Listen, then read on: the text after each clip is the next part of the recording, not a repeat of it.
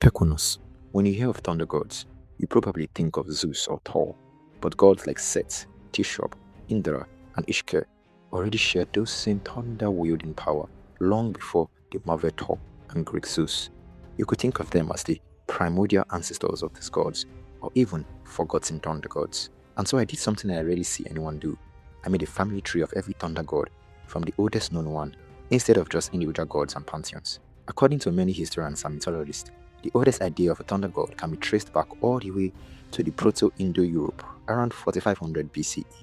He was called Perkwunos, and although there aren't documented writings about him, Perkwunos is what scholars call a reconstructed deity. Because the Proto-Indo-European people didn't leave us any library of books, linguists looked at the names of later gods, Perkwunos in Baltic and Perun in Slavic, and then reverse engineered the original name.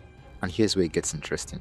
Perkwunos was described as wielding a stone or bronze weapon, splitting a great serpent that coiled around the waters of the world, freeing the rains, freeing life itself. That single myth, the god striking down his serpent to release water, wouldn't stay buried in 4500 BCE. It would resurface again and again, across oceans that hadn't been crossed yet, across cultures that never spoke to each other. Which raises the question that should unsettle you. How does this exact same nightmare appear on nearly every continent on Earth, without contact, without explanation? Well, we're about to find out. But first, we go to Egypt, roughly 3000 BCE, where a god of storms and chaos is already tearing his own family apart. Set. Although mostly known as the god of desert and chaos, Set is also a thunder god, because thunder itself in its raw form is chaotic, and Set was not gentle. The Egyptians didn't associate him with rain because there was barely any rain to associate him with. The Nile ruled that land, not the sky.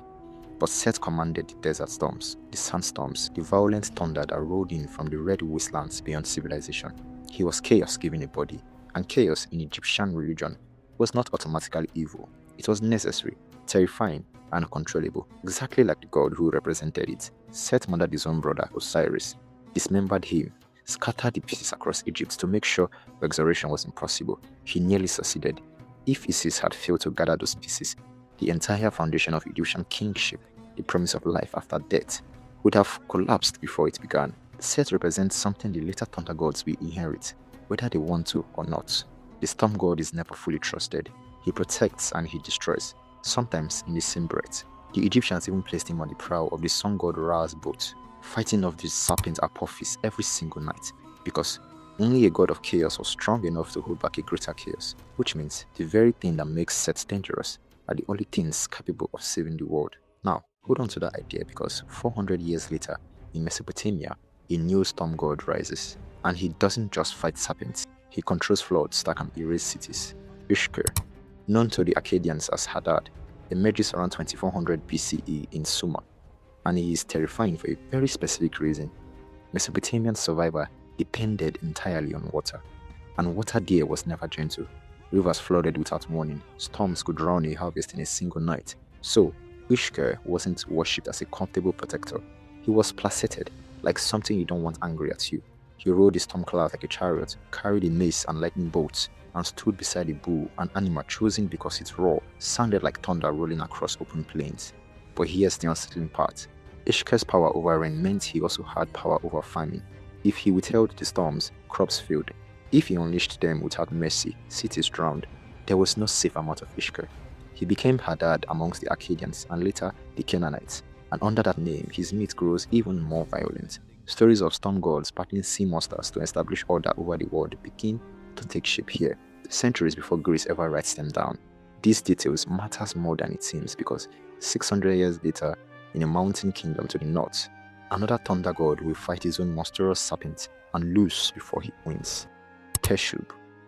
Teshub belongs to the Hurrians and later the Hittites, appearing clearly by 2000 BCE, and his defining myth is the most brutal thunder god story of the ancient Near East. Teshub battles a dragon named Illapa, and in the first version of the myth, the one nobody likes to talk about, Teshub loses. The dragon defeats him, steals his heart and eyes, leaves him crippled. Imagine that, the king of storms, humiliated, blinded, and left powerless. It takes a mortal ally, a mortal woman, a clever trick, and Teshub's own son, Sharuma, a demigod, marrying into the dragon's family just to get close enough to claim what was stolen. Only then does Teshub kill Illapa. This is not a clean myth about good triumphing over evil. This is a myth about a god who needed help, who could be broken, who nearly lost his throne to the monster from below. The Hittites carried this story into their state religion, using it during their most important New Year festival, essentially reenacting a god's failure and desperate recovery every single year. If the king of thunder can fail, what does that mean for the mortals who depend on him? That question doesn't get answered here. It gets asked again 500 years later in the Vedic hymns of ancient India, where a god goes to war with a serpent so massive it had swallowed the entire world's water supply.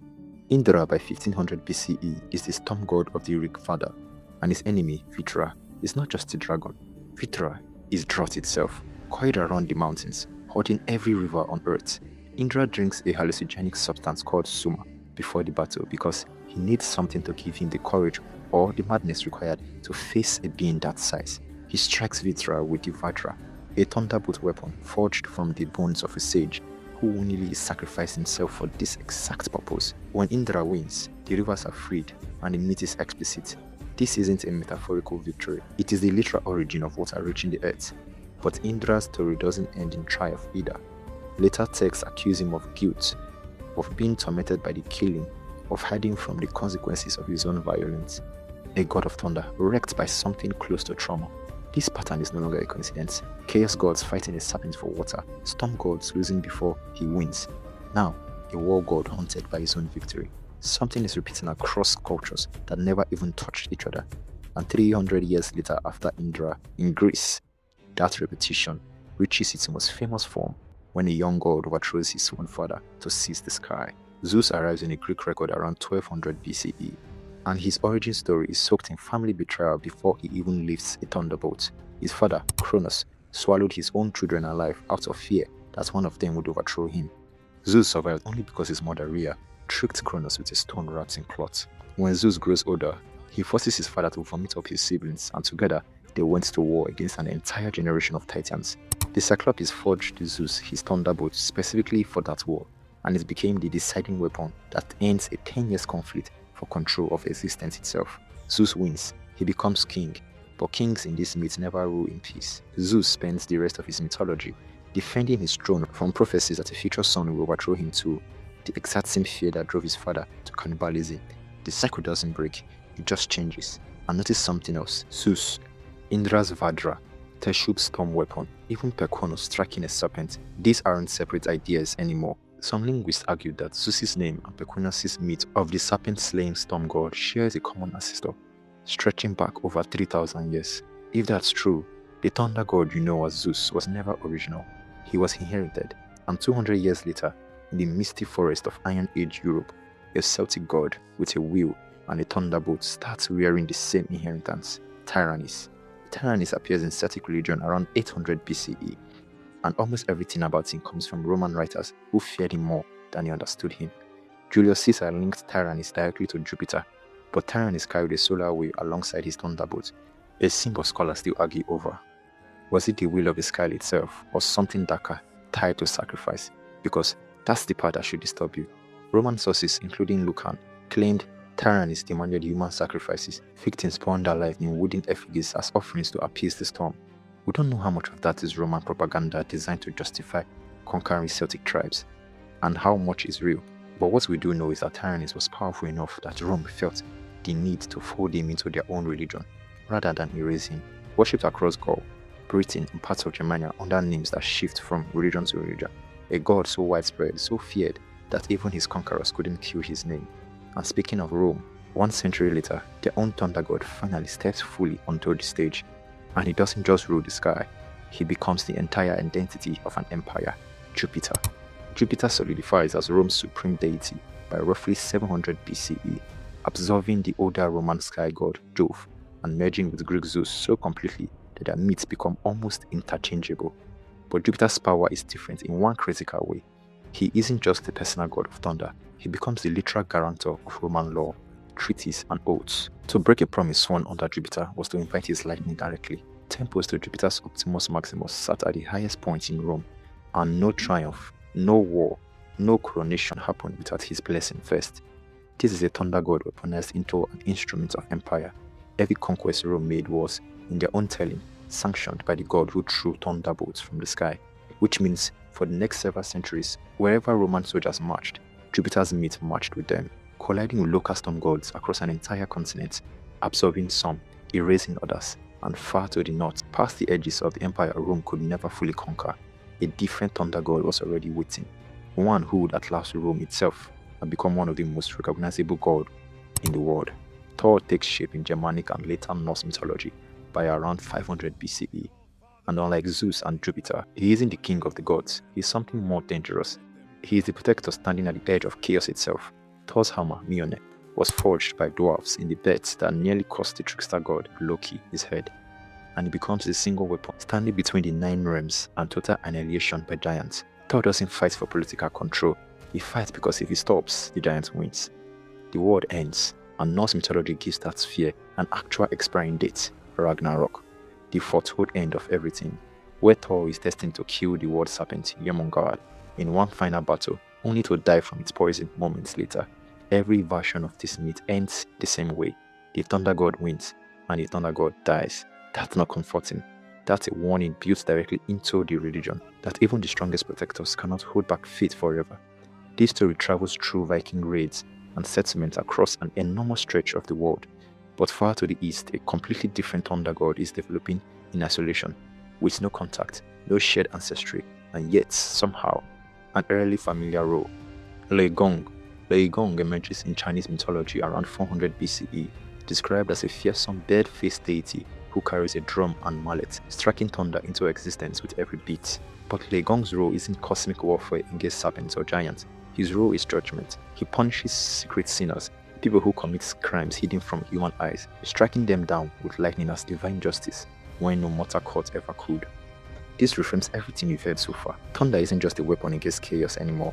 In China, it becomes a weapon against guilt itself, a force that sees what humans hide. Stories describe Lei Gong being tricked by cunning humans, occasionally punishing the wrong people and facing consequences for his own mistake. A rare and striking admission that even divine justice can fail.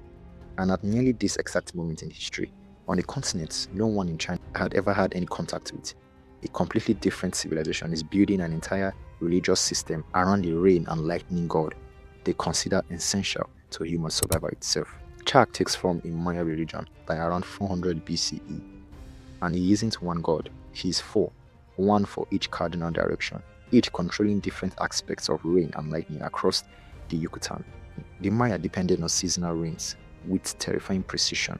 Too little, crops died. Too much, and floods destroyed villages. Chaac's lightning axe was believed to physically crack open clouds to release rain, and his image appears obsessively across temple carvings, because losing his favor meant losing everything. Archaeologists have found evidence of ritual offerings, including child sacrifice, tied to Chaac worship during several droughts, a desperate attempt to bargain with a god who will simply choose not to answer.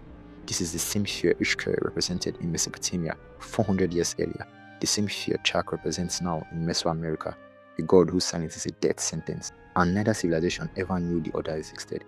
And 600 years later, another Mesoamerican civilization inherits and transforms this exact fear into one of the most feared gods in their entire religion. Tlaloc rises to prominence in Aztec religion by around 200 CE, inherited and reshaped from earlier Mesoamerican rain deities, and he becomes one of the most terrifying gods the Aztec worshipped, not because he was cruel for no reason, but because his demands were specific and brutal. Tlaloc required child sacrifice. Historical and archaeological evidence confirms mass burial of children at sites dedicated to him, offered because their tears was believed to summon rain. If the children didn't cry, the ritual was considered a failure, and failure meant drought. Tlaloc's paradise, Talocan, was reserved for those who died by water-related deaths, drowning, lightning strikes, suggesting his connection to death was as strong as his connection to life. This is the thunder god archetype, pushed to its most horrifying conclusion. Not a distant force to be respected, but a deity mortals felt compelled to feed with their own children to survive. And 500 years later, across an ocean the Aztec had no concept of, an entirely different culture builds a thunder god mythology across drums, demons, and a terrifying bet involving decay itself. Raijin, also known as Raijin, solidifies in Japanese Shinto belief by around 700 CE, depicted as a wild, demonic figure surrounded by a circle of drums he strikes to create thunder, often paired with his counterpart, Fujin, the wind god. but Raijin's origin myth is genuinely disturbing. In the Kojeki, he is born from the decaying corpse of the creator goddess Anami after her death, one of the several thunder deities that emerged directly from her rotting body while her husband watches in horror before fleeing the underworld. Raijin isn't purely evil, but he isn't safe either. He is associated with the terror of sudden violent storms, believed capable of stealing children's navel during thunderstorms, a folklore detail so ingrained that children were told to cover their stomachs and lie face down when thunder struck. A god born from death, feared by children, wielding drums instead of a hammer or axe, and yet still fundamentally the same archetype, echoing across the world one more time. And halfway across the planet, on the West African coast, a sky god is rising whose mythology is about to reshape everything you've assumed about how this god spread. Xevioso takes central importance in Dahomey, in what is now Benin, by around 1000 CE. Worshipped as the god of thunder, lightning and justice among the Fon people, he is often depicted with a ram's head hurling stone axe down to earth as thunderbolts. And here's where the mythology sharpens into something urgent. Xevioso was not just feared, he was petitioned directly for justice against wrongdoers, oathbreakers, and thieves, functioning as a divine court that mortal courts couldn't override. Priests dedicated to Xevioso would investigate lightning strikes, treating the location where lightning hit as a physical evidence that the god had already passed judgment on someone. Stone tools found near side strikes were collected and revered as literal thunderbolts, weapons the god had thrown down himself. This idea, thunder as active, ongoing judgment rather than a myth locked in the past, becomes one of the most important threads still to come, because 200 years later in the Andes mountain, a thunder god rises whose power over rain will determine the fate of an entire empire's agriculture. Illapa. Illapa becomes central to Incan religion by around 1200 CE, worshipped as the god of thunder, lightning and rain, essential to survival in the high altitude terrain where the Inca built their empire. Illapa was depicted as a man in the sky holding a war club and a sling, and thunder itself was believed to be the sound of him cracking that sling against the cloud. Lightning was the flash of his shining garments. The Incan built temples specifically to Illapa in regions prone to drought, and during agricultural crisis, priests conducted rituals begging him to release rain onto fields that could mean the difference between a stable empire and mass starvation. Some accounts describe black Illamas being sacrificed and left to starve. Their cry is believed to summon Illapa's rain, a ritual disturbingly similar to Tlaloc's demand for children's tears, more than 1,000 years earlier and thousands of miles apart. The pattern refuses to break, and at nearly the same time in West Africa, two separate thunder gods are rising among neighboring people, gods so similar in functions that their names alone hint at something deeper connecting them. Amadioha rises among the Igbo people by around 1200 CE, revered as the god of thunder, lightning and justice, closely associated with the sky and considered one of the most powerful deities in Igbo cosmology. Amadioha's role centers almost entirely on moral order. He punishes liars, thieves, and those who swear false oaths. And to this day, invoking Amadioha's name in an oath is treated as an extremely serious act, because breaking that oath was believed to invite his lightning directly onto the offender. Shrines dedicated to him became places where disputes were settled, essentially functioning as a spiritual justice system running parallel to human authority. This is Xevioso's role in Dahomey, almost exactly playing out independently among the Igbos.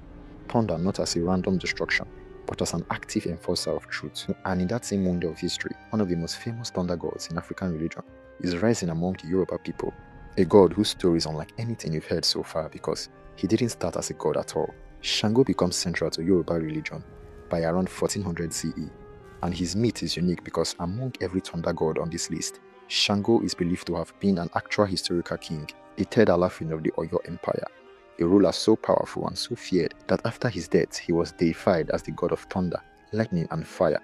Shango's mythology is soaked in tragedy. He was known for volatile power, accidentally burning down his own palace and killing his family through a magical experiment gone catastrophically wrong, and in his grief and shame he hanged himself. But his followers refused to accept that their king had simply died. They insisted he had ascended, becoming a god who now hurls thunderstorms down from the sky, represented by his double-headed axe, the Oshe, symbolizing swift and merciless justice.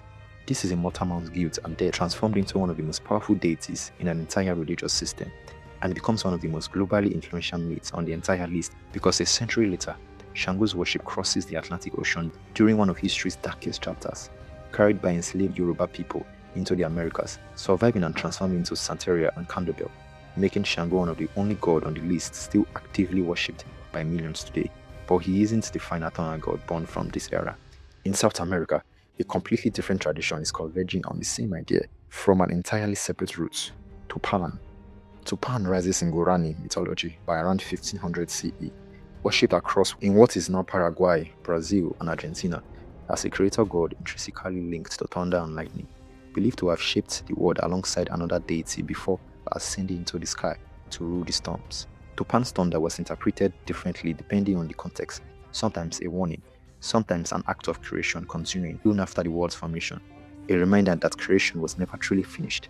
When Jesuit missionaries arrived in South America, they found Tupã's mythology so structurally similar to a supreme sky god that many missionaries actually adopted his name to represent the Christian god in Guarani translations, a strange coalition of two completely unrelated religious traditions merging under one thunder god's identity. And in that same era, on the other side of the Atlantic, in Central Africa, the final thunder god on this family tree is Raijin, one whose myth ties directly back to the very thing that opened the story.